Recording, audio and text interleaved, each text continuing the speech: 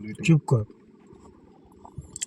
আমি শুনেছি গতকাল রাতে নাকতলায় টালিগঞ্জে কলকাতা পুরসভার 100 নম্বর ওয়ার্ডে আমাদের ব্যানার, ফ্লেক্স, হোর্ডিং, পতাকা ছিঁড়েছে, গণশক্তির বোর্ড ভাঙচুর করেছে।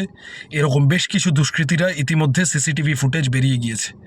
কারা এইগুলো করছে সহজেই অনুমেয়।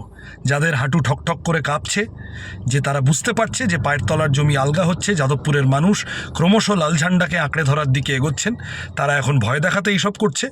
সেই ভয় দেখানোরই অংশ হলো 110 নম্বর ওয়ার্ডে ক্যান্সার আক্রান্ত সিপিএম কর্মীকে মারধর, বা 100 নম্বর ওয়ার্ডে এইভাবে ভাঙচুর করা, বা 109 নম্বর ওয়ার্ডে আমাদের প্রচারে বাধা দেওয়ার চেষ্টা।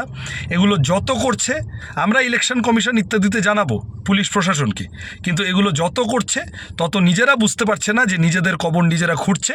আমার ঘৃণাও হয় না, করুণা হয়। ভোটের দিন ওই ওয়ার্ড থেকে যা ভোট পেতাম, এই ঘটনার পর পাড়ার মানুষ দেখলেন 2টো ভোট হলেও বেশি পাবো।